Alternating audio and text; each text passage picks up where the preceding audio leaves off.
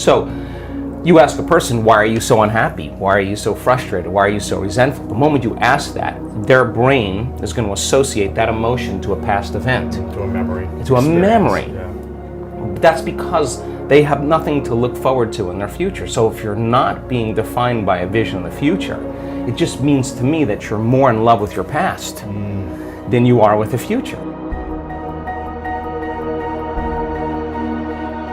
So how do you teach people to believe in a future that they can't see or experience with their senses yet, but they've thought about enough times in their mind that their brain is literally changed to look like the event has already occurred?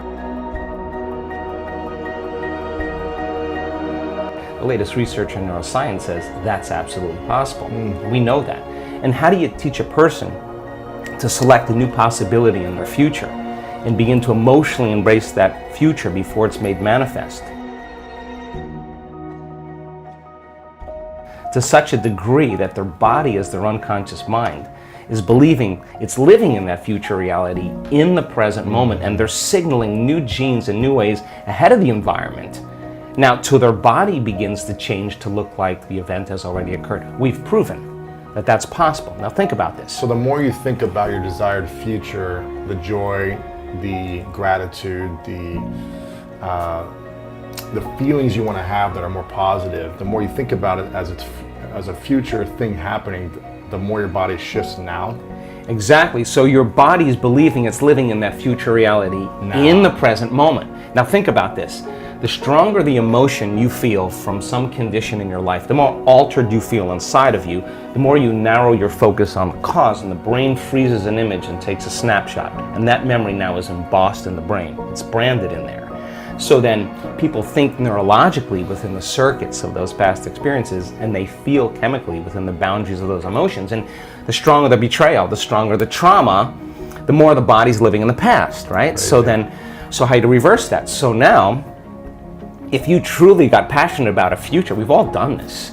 You get a wild idea in your mind and you start holding on to that vision and you're preoccupied with it. All of a sudden, the thought in your mind becomes the experience, and you start feeling the energy of the future. Yeah. Now, the stronger the emotion you feel from that vision, the more you're going to pay attention to the picture in your mind, and now you're remembering your future. And vice versa, the stronger you pay attention to the feeling of the past, pain, you're going to create the pain in this moment. Exactly. So it requires a coherent brain, and we now know that there's a formula for that, and we've got beautiful research to show that people can do it. They just have to practice. And it requires a coherent heart, because resentment, frustration, impatience creates a very incoherent heart. Yeah. And when that heart becomes incoherent, you stop trusting yourself. There's no energy there. You stop trusting in your future. Wow. So then, if there's physical evidence in your brain and body, physical evidence to look like the event has already occurred, it's quite possible you'll be thinking neurologically within the circuits of your future, and you'll begin to feel chemically within the boundaries of that emotion of your future. And how you think and how you feel is your state of being. And now your state of being is living in the future instead of the past. Now, the moment you disconnect from the emotion of your future because of traffic or some coworker or your ex or whatever people come up with, now you're back to the energy of your past. And now you're going to start looking for it, analyzing, why hasn't it happened? Well, if you're feeling the emotion of your future, why would you look for it? Because you would feel like it already happened, and that is the place where the magic happens. So then you can't just do this, get up, and then return back to your old state of being. You got to maintain that modified state of mind and body. How do you maintain it when life practice. happens? Well, let me finish. If I punch you in the face right now, how do you maintain? Well, of course. I mean, we all take blows in our lives, and we all react emotionally. But the question is, how long are you going to react? Right. So then, if you can't mediate and regulate your emotional reactions, and those emotions linger for days, that's a years mood. For some people. Mood, and then months, temperament, years, personality trait. So then the person's personality is literally based on the past. But they don't know that, because they're doing it over and over again. It becomes a subconscious program. So now, if it requires a coherent brain and a coherent heart, then we have to train people how to self-regulate. So we've done thousands and thousands of measurements. We've partnered with the Heart Math Institute to teach people how to create and sustain heart coherence. How do we do it? Well, Besides going to your workshop, what's the simplified version? I'm sure it takes more time than... well, it really doesn't. It really doesn't. It just requires getting still, closing your eyes, putting your attention on your heart, changing your breath so that you move into the present moment. And when you slow your breathing down, you slow your brainwaves down. When you slow your brainwaves down, now you're accessing your autonomic nervous system. So then you train a person how to open their heart and feel an elevated emotion. And it takes a little practice. And just like a flower that takes time to bloom, it takes a little bit of time. But if you work on trading the resentment, the frustration, or the impatience for gratitude, appreciation, and thankfulness, and you keep at it, there'll come a moment where that system switches on, and now you're feeling grateful for no reason at all. Now, that's not a bad thing, because gratitude, the emotional signature of gratitude, means something's happening to you. Something has happened to you. You're receiving something, or you just received something. So your body then, when you're feeling gratitude, is in the perfect state of receiving. So then that means then you'll accept, believe, and surrender to the thoughts equal to the emotional state of gratitude. If you're living in resentment, you're living in fear, you're living in impatience, you could say, I'm healthy, I'm healthy, I'm healthy, I'm wealthy, I'm wealthy, and with all you want, and that thought's going to stop right at the brainstem and never make its way to the body, because the body's not feeling, or because why? Because you're feeling resentment, and that thought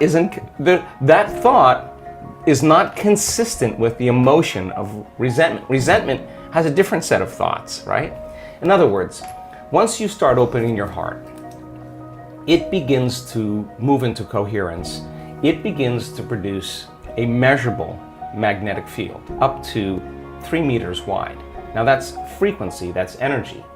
And all that energy, that frequency, carries information, carries an intent. So then when you're feeling gratitude and your heart is open, you're broadcasting energy into the field. Now, frequency. Frequency. You lay the intent of the thought of your health or your wealth. That frequency can carry the thought of your wealth. It can carry the thought of your health. If you're suffering, suffering does not carry, that energy does not carry the thought of your wealth. It carries a different set of thoughts. So then we're teaching people how to self-regulate, because if you're going to believe in that future that you're imagining with all of your heart, it better be open and activated. Right. And you better know how to self-regulate. And you have to know the moment you disconnect from the energy of your future because of some circumstance in your life and you lose that feeling, if you're practicing it on a daily basis with your eyes closed, then the next level is to be able to open your eyes and do it right in the moment and be able to self-regulate and change the frustration from some experience in your life back to the energy of your future. Now, that requires great awareness and great effort. And we have evidence that people can sustain it for 45 minutes to an hour. It's a skill now. They know that they know how to do it. So now they have brain coherence and heart coherence. Well, once the heart begins to become orderly and coherent, it acts as an amplifier and it drives energy to the brain. So now the brain is getting more energy once the heart is open, and then you're thinking a different set of thoughts. Imagine this field of information, this intelligence that lives within you and I that's governing everything material in this world. It's a self-organizing intelligence. You have access to it, so you better get present with it as well as you can get present with anything else. And just because you can't see it doesn't mean it doesn't exist. I'm starting to realize how conditioned we are into believing how limited we are.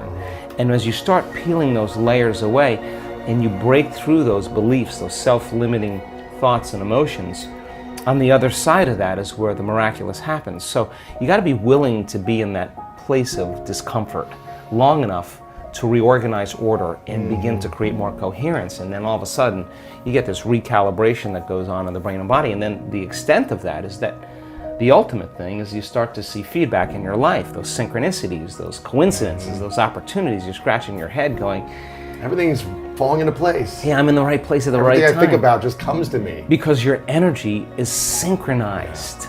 Look, I mean, when you have coherence in the brain and heart, you have a laser of energy, and it could read information much better. You're living in stress, and your brain is shifting its attention from one person to another problem, to another thing, to another place to go.